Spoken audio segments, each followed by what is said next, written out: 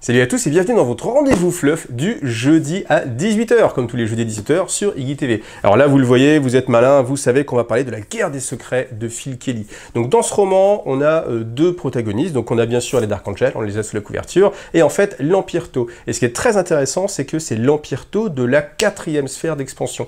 Donc ce sont les Tau qui ont, je vais dire, la meilleure connaissance de l'univers réel du monde de Warhammer 40 000 par rapport au reste de l'Empire Tau, et ça les rend plus noirs, plus profond, avec des secrets. Et le titre, c'est la guerre des secrets, donc je vais vous révéler tous les secrets de ce bouquin. Alors comme je sais que vous adorez les Tau tous, eh bien on va commencer avec une première vidéo qui sera consacrée exclusivement aux Tau, donc tous les secrets qu'on apprend dans ce roman. Et puis, comme vous adorez aussi les Dark Angels, c'est bon, vous avez le temps de taper vos commentaires Dark Angel, machin, machin. Je crois vraiment que les Dark Angels, c'est l'armée la moins aimée de tout l'univers. En tout cas, il y en a qui sont férus des Dark Angels. Et bien vous, malheureusement, il faudra attendre un petit peu, parce que ce sera la deuxième partie de la vidéo. Alors, vous n'attendrez pas forcément si vous êtes un généreux donateur sur Tipeee, parce que tous ceux qui sont sur Tipeee, vous avez directement une seule vidéo avec la partie 1 sur les Tau et la partie 2 sur les Dark Angels. C'est la contrepartie pour les gens qui me font vivre et qui m'aident à continuer. Sans Tipeee, il n'y aura pas d'Iggy TV, donc c'est le moins que je puisse faire pour vous, et tout en sachant que malgré tout, eh ben, si vous ne me suivez pas sur Tipeee, vous aurez quand même cette vidéo, mais un peu plus tard, après la deuxième partie de Ark of Omen qui sera consacrée à Angron.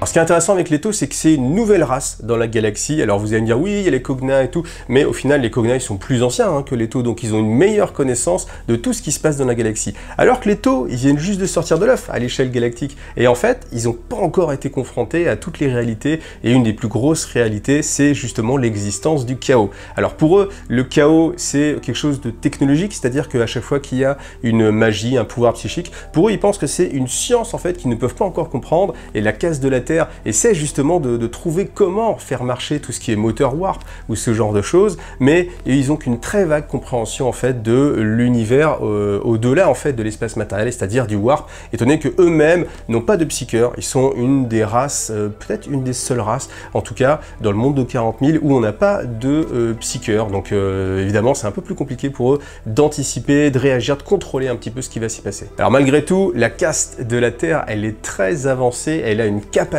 énorme, peut-être même une des meilleures capacités de compréhension, d'analyse, de rétro-engineering, et donc elle va analyser en fait un moteur warp. Il y a un moteur warp qui a été trouvé suite à je ne sais plus quelle bataille. Ils ont récupéré le moteur warp, ils ont aussi trouvé un ancien vaisseau Kroot, et oui, les sphères de guerre Kroot. Alors je vous invite encore à regarder un petit comparatif. Vous savez, dans une des vidéos, je vous avais fait un comparatif de taille, et on avait la sphère de guerre Kroot qui était immense. Et en fait, à ma grande surprise, dans ce roman, et bien en fait, les sphères Kroot font 2 km, et quand on regarde en fait sur le design, enfin sur le graphique, on se rend compte que 2 km c'est loin de ce qui était représenté. Malgré tout, ce qui est sympa, c'est qu'on apprend que les Kroot, d'une certaine façon, ils ont accès en fait au warp. Mais alors ce qui est amusant, c'est que l'Empire Tau, qui a découvert en fait cette ancienne sphère de guerre, ne l'a pas rendu aux Kroot et le cache en fait, justement pour que les Kroot ne sachent pas qu'ils avaient eux-mêmes accès à l'Empyréen, donc au moteur warp juste avant.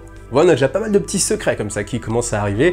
Donc les Tau fusionnent en fait le moteur warp de l'Imperium et le moteur warp des Kroot et créent un moteur à eux qui va survoler plus ou moins le warp. En fait, c'est une sorte d'ouverture à travers le warp, mais très légère, très petite. Alors au début, ils le font sur un petit vaisseau, une petite frégate, et cette frégate, ça se passe bien. Ils font les tests, elle réussit à se téléporter, mais quand on est à l'extérieur du warp, on a l'impression que ça se téléporte parce qu'on voit pas le vaisseau. On voit le vaisseau rentrer quelque part, il ressort quelque part. Le voyage a été quasiment instantané, mais pour les Tau, voilà, c'est pas magique, hein, mais voilà, c'est une technologie qui sont du mal à comprendre. Ce qui se passe, bien sûr, comme à chaque fois, et c'est marrant parce qu'en fait, ça ressemble un peu à la réalité, vous allez m'en dire des nouvelles, eh bien, la caste de la Terre dit, ok, on a notre prototype, on a réussi à le faire sur un petit vaisseau, maintenant, c'est parce que c'était un petit vaisseau, donc on ne conseille pas de le développer tout de suite pour des vaisseaux beaucoup plus grands. Et bien sûr, la caste dirigeante, elle dit si, on y va, on y va tout de suite, allez-y, équipez-moi toute la flotte avec ces réacteurs. Donc la caste de la Terre émet évidemment des réserves, mais elle n'a pas vraiment le choix, elle doit obéir justement aux éthérés. Les éthérés disent on équipe tout le monde en générateur warp. Donc ce qui devait arriver en fait, donc au moment du lancement de la 4e sphère d'expansion, eh bien ils allument tous leur moteur warp et créent une sorte de faille en fait dans la réalité, une faille qui va aspirer toute la flotte complète. Et dans cette flotte là, ce qui est assez intéressant, ce qui est très important, c'est que vous avez des vaisseaux tau, des vaisseaux croûte et des vaisseaux aussi de leurs alliés. Et il y a les Nicassar, il y a les humains évidemment, il y a aussi d'autres factions, il y a vraiment beaucoup de monde qui est envoyé dans cette faille warp en fait. Donc une fois dans cette faille warp, eh bien ça se passe pas du tout comme prévu, et en fait, étant donné qu'ils n'ont pas de champ de protection, ils ne savent pas en fait comment ça se passe. Alors là, vous pouvez vous dire, oui, mais les humains, ils ont conscience du warp, est-ce qu'ils les ont pas prévenus? Ça, c'est une bonne question. Après, ce qu'on peut aussi imaginer, c'est que, vous savez, dans l'Imperium, on a l'impression que tout le monde sait que le warp existe, mais en fait, non, le chaos est caché. Même les chevaliers gris, ils sont là pour, eh bien, tuer toute personne qui a été en contact avec le chaos. Même si vous vous êtes fait attaquer, vous avez vu votre voisin qui se faisait attaquer, eh bien, ils vont quand même vous tuer parce que vous ne devez pas avoir connaissance de l'existence du chaos. Donc ce n'est pas si étonnant que ça que même les humains n'aient pas conscience en fait de ce qui se passe en fait et ne se rendent pas compte qu'ils sont dans l'immatérium et que bien sûr dans l'immatérium il y a des entités démoniaques qui ne leur veulent pas forcément du bien. Et c'est là où ça devient très intéressant et on en apprend pas mal. Donc ce qu'on apprend déjà, c'est que tous les alliés en fait des taux vont se faire attaquer et déchiqueter en fait par les entités du warp. Parce que bien sûr ils n'ont pas de champ de GR, c'est-à-dire qu'une sorte de bouclier qui empêche les démons et les entités du warp de venir les agresser. Là, ils se font déchiqueter. Bien sûr, leurs armes à énergie ou leurs armes cinétiques n'ont aucun effet sur les démons, surtout dans le warp. Et ils perdent en fait 100% de tous les vaisseaux qui ne sont pas 100% tau. Et ça, c'est assez important parce que là, on se rend bien compte à quel point les taux en fait ont une résonance très très faible dans le warp. Alors, le fluff, je pense, a un petit peu évolué là-dessus parce qu'à une époque, on nous disait vraiment que les taux n'avaient aucune résonance dans le warp, sauf qu'en fait, là, on sait qu'ils ont une résonance malgré tout, mais qu'elle est très faible. Et il y a une grosse différence entre avoir une résonance très faible et ne pas en avoir du tout. Donc attention, ce ne sont pas que les intouchables, ou les intouchables, eux, sont vraiment une antithèse du warp. Des fois, certains peuvent faire l'amalgame entre les deux. On n'est vraiment pas là-dessus. On est vraiment sur une espèce avec un très faible niveau d'interaction avec le warp. Donc ce qui se passe là, évidemment, c'est les taux sont échoués en fait. Ils sont au milieu du warp. Leurs réacteurs sont inefficaces, c'est-à-dire qu'eux-mêmes n'avancent pas et ils se trouvent prisonniers. Et ils voient en fait simplement toutes les entités qui sont autour d'eux, qui pourraient venir interagir avec eux, mais en fait, ils se moquent d'eux. Et en tout cas, c'est le sentiment qu'ils en ont. Ils ont vraiment ce sentiment que les entités, eh bien, se moquent des taux. Alors ça aussi c'est assez amusant et je pense qu'il y a pas mal de théories qui peuvent s'appuyer rien que sur ces petites choses-là. On peut imaginer que eh bien c'est une espèce qui a été créée peut-être ou des choses comme ça, mais en tout cas il y a vraiment ce côté. On peut aussi imaginer que peut-être les éthérés, je peux partir très loin, mais c'est pour vous dire qu'il y a beaucoup de pistes qui s'ouvrent et on peut imaginer que les éthérés peut-être ont été créés par un peu le chaos et en fait sont là pour contrôler les taux et qu'en fait les entités du warp le savent et en fait se moquent d'eux parce que ce sont simplement les outils des éthérés. Il y a en tout cas certainement une sorte de mécanisme comme ça. Il n'est pas forcément tel que je vous l'ai décrit, ces deux théories-là, je ne vais pas les défendre bec et ongle, mais en tout cas c'est assez intéressant parce que on a vraiment cette notion de, eh bien voilà, c'est même pas assez intéressant pour que les entités du warp prennent la peine de venir les dévorer. Et là vous me dites, ouais mais alors comment la 4e sphère d'expansion a pu réapparaître dans l'univers matériel? Et ça c'est à mon sens le plus grand secret de ce bouquin et vraiment ce qui pour moi a été la plus grosse surprise. Donc tenez-vous prêts, asseyez-vous si vous êtes assis. Alors si vous êtes en voiture surtout, c'est chaud les gars, posez-vous, mettez-vous sur l'arrêt d'arrêt d'urgence, faites pause parce que vous n'allez pas en revenir. Donc ce qui les a aidés, c'est tout simplement un dieu qui serait favorable au taux. Alors là vous me dites, ouais mais attends, les dieux ils sont créés par les sentiments, les résonances des sentiments dans le warp, mais tu nous as expliqué que justement les taux ils n'avaient pas de résonance dans le warp. Exactement. Et ce qui est très intéressant, c'est que ce dieu, c'est un amalgame ou en tout cas une sorte de fusion entre un humain et un tau. Et c'est une image projetée par justement tous les humains et les autres races qui croient au bien suprême et qui croient tellement au bien suprême que pour eux c'est aussi fort qu'une religion. Donc ce qu'il y a, c'est que toutes les espèces qui ont une interaction avec le warp ont créé un dieu de l'empire Tau en fait, alors que les Tau eux-mêmes ne veulent pas de ce dieu et ne l'ont pas créé et n'ont pas de pouvoir pour le créer, n'ont pas d'interaction avec lui. Et bien tous ceux qui croient au bien suprême, au-delà de toute vérité, ont créé un dieu à l'image de ce qu'ils imaginent être en fait le bien suprême.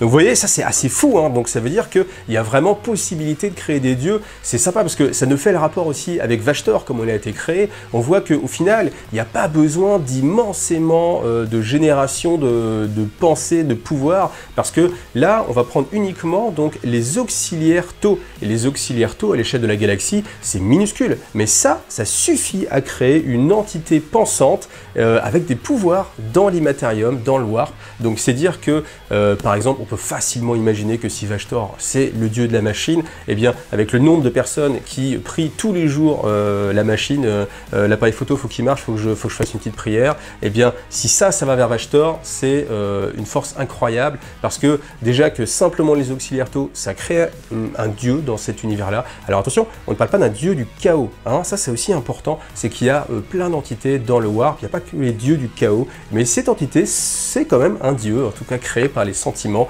des auxiliaires. Donc ça c'est la grosse révélation pour moi de ce bouquin. Donc bon, il reste quand même quelque chose à dire dans les prochaines vidéos, à regarder les prochaines vidéos, mais ça c'est vraiment pour moi la grosse révélation. Alors, même le mieux c'est que je vous lise directement certains passages, donc ça c'est justement un des commandeurs de la 4e sphère qui explique ce qu'ils ont ressenti en fait dans le warp. Donc même si on y repensant, elle était plus massive et que ses mains avaient 5 doigts, alors que les Tau donc le 4 doigts, vous voyez, et comme si la notion de beauté humaine s'était entremêlée avec la forme optimale des Tau. Elle n'avait pas de visage, seulement un masque vierge et impassible, quelque chose de familier d'une certaine manière, voire rassurant, tout en étant à la fois répugnant. Je l'ai trouvée étrangement apaisante à regarder maître, mais j'ai aussi senti son envie de croître, d'étendre ses multiples membres à travers la galaxie, d'un bras spiral à l'autre, de tout refaçonner à son image. Je me rappelle avoir ressenti cela, puis de l'impression qu'elle regardait au plus profond de mon âme. Juste au moment où je pensais m'enflammer de l'intérieur, elle étendit ses multiples membres et déchira un trou dans cette nébuleuse tourbillonnante qui nous immobilisait. Mais c'était pas une faille comme celle qui avait englouti la 4e sphère, plus comme un tunnel. La chose passa dedans, sembla disparaître, le tunnel tournoyait devant nous, nous attira à l'intérieur, au début avec une lenteur quasi imperceptible, puis accélérant lorsque nous nous sommes approchés du trou. Et c'est alors que nous avons entendu quelque chose, des cris à l'unisson, des hurlements, comme si les créatures qui s'agrippaient à la coque de notre vaisseau hurlaient de douleur. Et vous voyez, c'est ça qui est intéressant, c'est que cette entité, ce dieu Tau, eh bien, n'est pas forcément l'allié du chaos, hein, vous voyez, parce que les entités démoniaques qui sont dans le chaos, ou les entités en tout cas du warp, eh bien, elles ne sont pas amicales avec le fait que le vaisseau s'en aille, donc c'est bien qu'il y a des volontés différentes. Donc voilà, ça c'était vraiment le gros bloc, hein, je vous l'ai mis dès le début. Après, dans ce bouquin-là, ce qui est sympa, c'est qu'on apprend aussi beaucoup sur Caïs. Alors Caïs, vous le connaissez peut-être à travers le jeu vidéo, parce qu'il avait d'abord été introduit dans un jeu vidéo. Maintenant, en fait, c'est tout simplement le 3e élève de Puretide. Puretide, c'est le plus grand stratège qu'ait connu l'Empire Tau, ou même les Tau dans toute leur existence. Et en fait, il avait 3 élèves. Le premier, allez, vous les connaissez, le premier Oshova, à savoir Farsight, la deuxième Osasera, à savoir Shadowsun, et le 3e, c'était justement Caïs. Et en fait, chacun d'eux représente un aspect très particulier, en fait, de l'aspect guerrier, de la caste du feu des Tau. Donc vous avez Farsight qui va être la colère, la force, le courage. On a Osasera, donc à savoir Shadowsun, qui elle va plutôt être la colère froide, la patience, les pièges, les machinations. Et puis on a Caïs. Caïs, c'est l'arme vivante, c'est comme ça qu'il est nommé. C'est le summum du combat, mais en termes Mona, c'est-à-dire qu'à lui tout seul, c'est une arme incroyable. C'est une des plus grandes armes que possède l'Empire Tau, c'est dit tel quel. Et en fait, c'est une arme qui est mise en stase. Donc tout au long de ce roman, eh bien, il est au sein de la 4e sphère d'expansion, parce que vous avez Oshova qui était au début dans la, je crois que c'était la 2e sphère, peut-être la première, ouh là là, je me rappelle plus trop, vous me direz en commentaire. Vous avez Shadowsun qui était dans la 3e sphère d'expansion, et puis là, pour la 4e, eh bien, on avait utilisé Caïs. Sauf que Caïs, c'est une arme vraiment redoutable, à tel point que tous ceux qui l'approchent, en fait, ressentent une aura de mort autour de lui. Et ça, c'est assez étonnant, parce que les Tau, en général, comme on vous l'a dit, ils n'ont pas forcément de résonance, en fait, dans le warp. Donc, le fait d'avoir ce lien, en fait, avec Caïs est vraiment assez fort. Et donc, on a Caïs qui est l'arme vivante. Alors après, on n'en apprend pas beaucoup plus, si ce n'est que sa façon d'agir, c'est tel un prédateur, c'est-à-dire qu'il est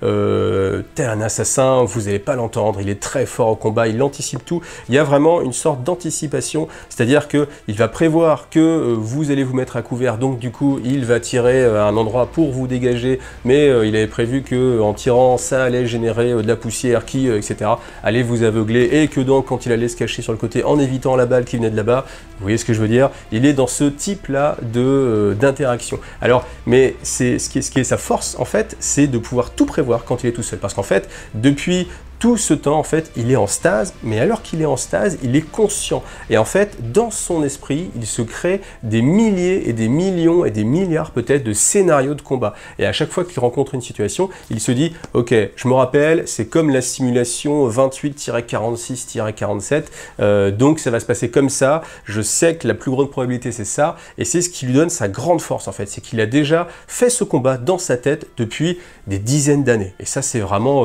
assez incroyable. Donc on ne sait pas comment il survit depuis aussi longtemps, parce que vous savez que tous les taux ont une espérance de vie qui est assez faible, de l'ordre de 40 ans à peu près. Donc lui, étant donné qu'il est en stase depuis des centaines d'années, eh bien on ne sait pas comment il peut continuer à survivre. Mais en tout cas, il a peut-être cette capacité en lui. Alors est-ce qu'elle a été donnée nativement? Est-ce que c'est une évolution génétique, une arme qui a été créée? J'en suis pas certain. Donc je ne vais pas m'avancer là-dessus. Mais par contre, vous avez en tout cas tous ces passages-là qui sont sur lui. Donc on peut imaginer peut-être à l'avenir, dans un prochain codec, la possibilité de jouer Caïs, l'arme vivante, mais vraiment je pense que ça se jouerait vraiment comme un assassin, une sorte de mix entre un assassin Vindicaire, Calidus, Culexus, non, mais quoique, et Eversor, parce que vraiment il massacre vraiment tout le monde autour de lui. Donc voilà, ces deux éléments, à savoir la création d'un dieu, du bien suprême, et puis plus d'informations sur Caïs, c'est les deux choses qui sont vraiment à retenir en fait avec ce livre-là. Alors il y a aussi une autre petite partie que j'ai pas traitée, que je traiterai peut-être dans une prochaine vidéo, sur la manipulation qu'il peut y avoir à l'intérieur justement de l'Empire Tau, mais bon vous le savez déjà, hein, les Tau ils sont manipulés par les éthérés eux-mêmes ont leur propre application, mais là c'était vraiment très léger, mais vous sentiez quand même que eh bien l'Empire Tau manipulait en fait ses propres troupes, hein, même peu importe, hein, ses commandeurs se font aussi manipuler. Voilà, en tout cas j'espère que cette vidéo vous a plu. Si vous voulez la suite, à savoir la version sur les Dark Angels et tout ce qu'on apprend sur eux, eh bien soit vous attendez quelques semaines le temps que la vidéo sorte, ou bien soit eh bien, vous me rejoignez directement sur Tipeee. L'avantage c'est que vous allez avoir directement cette vidéo disponible, vous n'aurez pas de pub, elle sera en une seule partie, et puis vous aidez la chaîne, vous me permettez de continuer tout simplement mon travail. Voilà, merci à vous d'avoir eu cette vidéo, pensez à liker, pensez à commenter, et puis on se retrouvera dans un live pour en parler. Merci à vous tous, salut à tous.